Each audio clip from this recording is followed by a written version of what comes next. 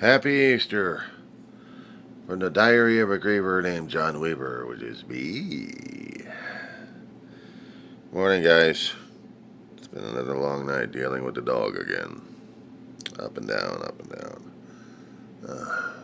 And not getting enough sleep, not to mention the body trying to kill me at the same damn time. But here it is. We reached April 5th, Sunday morning. Time index right now on the West Coast is 5:06 in the morning. We got about an hour and some change left before we hit the sunrise officially. In response to Artist in Recovery / Journal P's video, dude, let's talk. Let's talk. Yeah, Trump and Paula White, and believe me, this is just. He's willing to milk every angle he can to feed his ego at this point, even if he's going to be compared to Christ. And she's more than willing because I think she's a demon on the inside. That's what I called her. Anybody who's going to be feeding an ego monster like this, she's got to be looking for the angle. But me, I think she's destructive. More ways than one. And feeding an ego by doing a hell of a lot of platitudes, what is with her. But she's more than willing to insult people's religion in any way, shape, or form, including Christianity. I have never come across anybody who's this much of a sycophant, sucking up to the big boss and claiming this orange gas bag is the version of Jesus. I hear pastors and evangelicals going after each other politely. I even have Pope saying that Trump is no Jesus Christ. If anybody had been studying the New Testament, there are chapters in there concerning about during and after Christ's life on how his teachings had affected a lot of people and how persecution of the Christians were constant until there was a point of a Caesar coming out to him converting into Christianity. And it gave the Christians hope that they could celebrate and worship without going into the caves.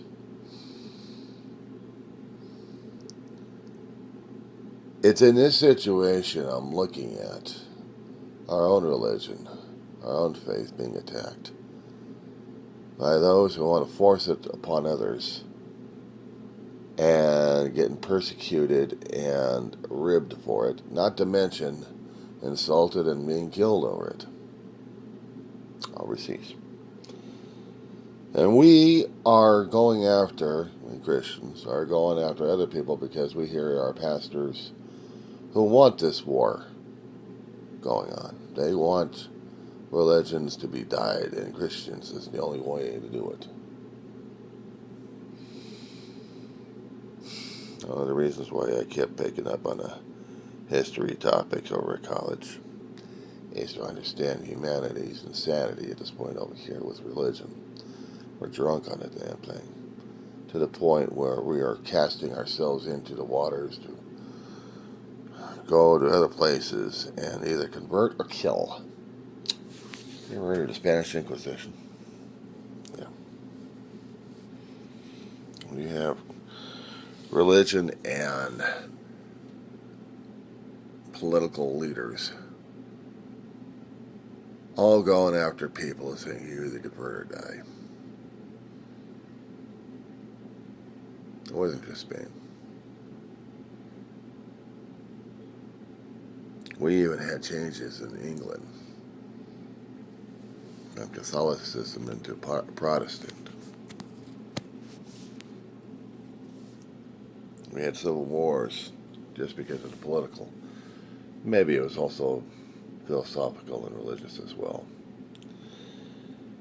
But us getting in this kind of situation regarding the civil war regarding our religious faith, we're getting into a global war of sorts. And the Christians are like, we gotta take up the cross, we gotta take up the sword. Christ would have a field day over this thing. Not to mention Gandhi would have a field day over this thing. Mahatma Gandhi. Back in the 30s and 40s. What was it, 20s, 30s, and 40s? This time of year. I mean, he born in India, goes over to England and raised, educated, comes back a lawyer, and fights for civil rights peacefully. Settles out South Africa, goes over to his native country, India, where he learns and relearns his own heritage, where his birthplace was like, and how England was treating the people.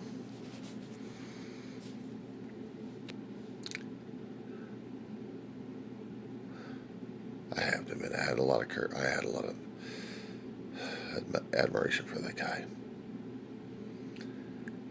In Christ's time, the sword was constant. Do one thing wrong or something to tick off the Roman soldiers or the Pharisees, and you'd end up either on a cross or worse. Jesus was coming into Jerusalem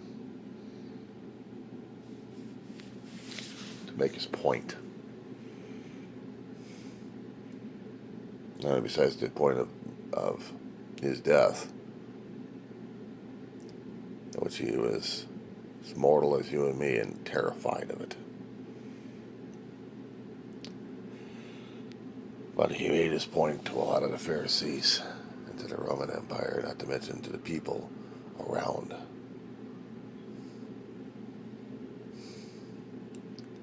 His point was love. His point was peace, not fear.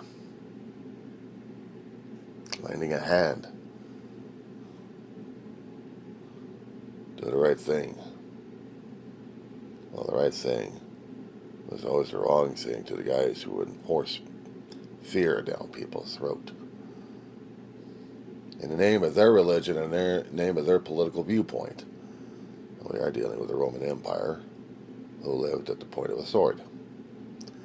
So how is it in our time period that we are dealing with the point of a gun, which is the same metaphor as using a sword?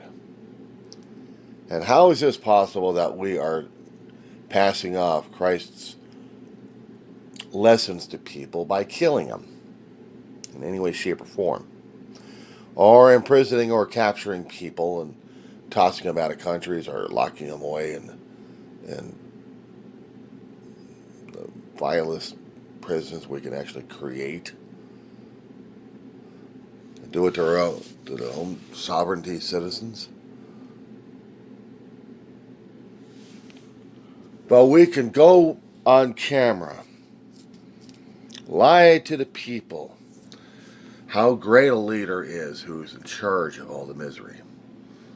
That was voted in November 2024. I will not let the American voters forget this one, nor the rest of the world. It's bad enough when some of the countries that we have a political feud with are using memes and different messages to convey to the world and to the American people of their displeasure of our elected leader that has become the Führer. Christ would have never put himself into a situation like this. He would never. That was not his style. He wasn't looking for leadership of any sort. He was a teacher. He was a healer. an educator of sorts, a reinterpreter of what the laws were supposed to be. And the greatest one is the love. So how is an orange gas bag, along with the other gas bags, are trying to tell people and teach people that violence is the only way through Christ?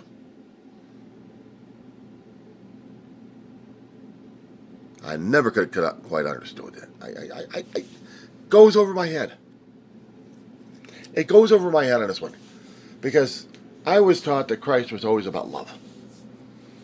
And even though some of us may or may not have understood that,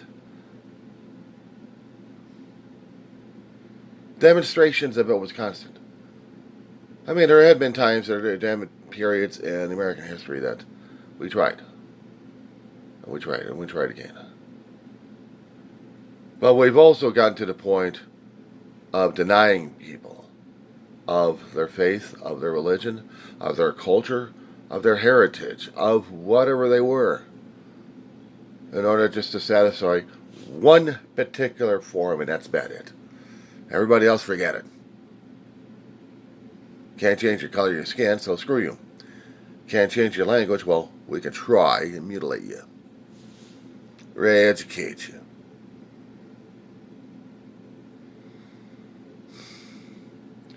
We kept calling ourselves the greatest country on earth. Well, all other people did that.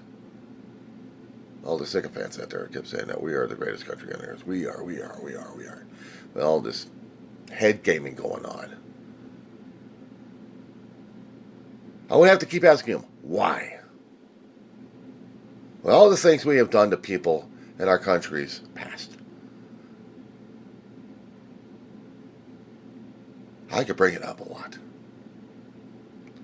But on a holy week, on a holy day, where we're supposed to be celebrating the anniversary of Christ's resurrection, how is it I cannot feel that holiday in me? I feel angry at my so-called fellow Christians. I feel angry at the people who are using Christianity as an excuse.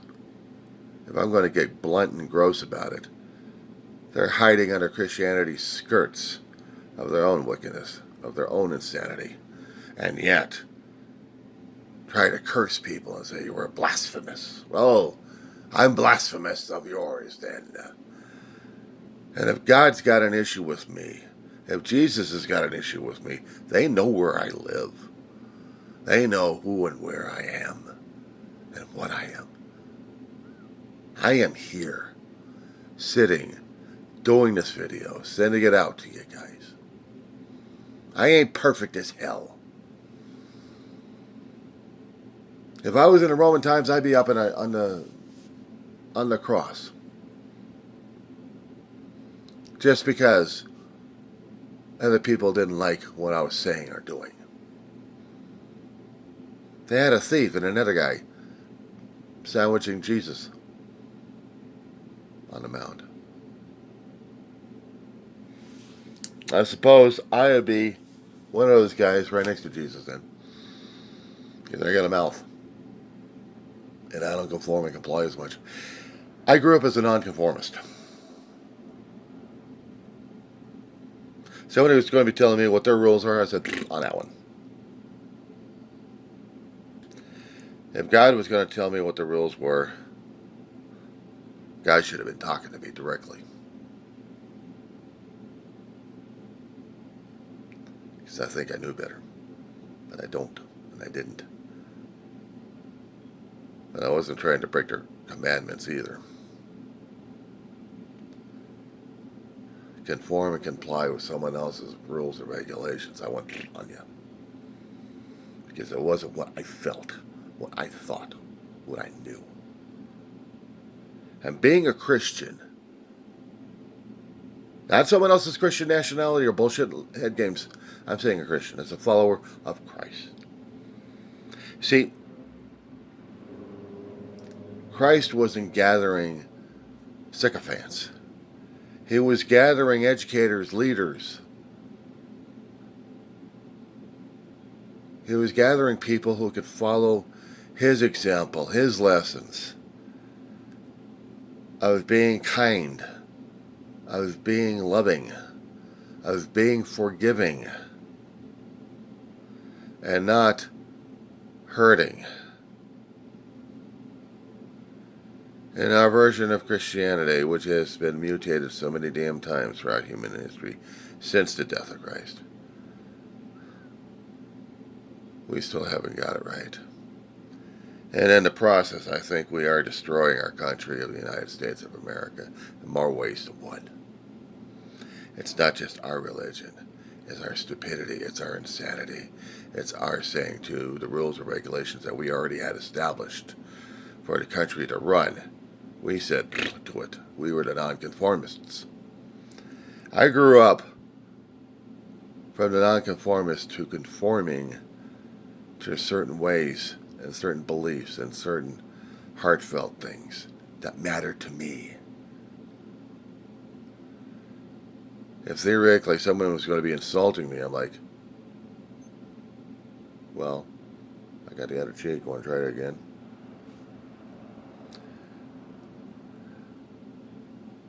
When I heard that Donald Trump was in the hospital because of his health conditions, yeah, for me, I would probably have cursed the living crap out of the guy, but no. Christ's example is to pray for the guy. Pray for love and forgiveness for the guy, and pray that he'd learn who and what God and Jesus is all about. Not through the sycophants he's got around him, but for the other people who are telling him, or have been trying to tell him. But it's up to Trump and his family and his ilk and his clan, or whatever they would call him, to understand the lessons. And if they can't, I can pray for mercy and forgiveness for him. I can forgive him. I just don't have to like the living crap out of him. I can forgive him because I'm trying to do it on my own. Because I'm trying to follow a way of Christ. I can try loving him at a distance, but I sure as hell don't have to like the bastards. I can feel sorry with empathy that they may not end up upstairs. And those that keep trying to follow these guys and claiming that they're all holy, I would have empathy for these people, and I would say, wake the hell up. Because if you don't, on the day that you need to wake up, it's already too late, guys. Today is the anniversary of Christ waking up from the cross. Actually, not from the cross, but from a cave.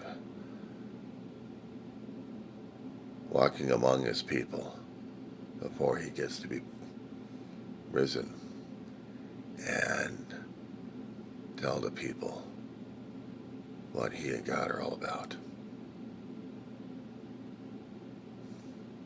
Love.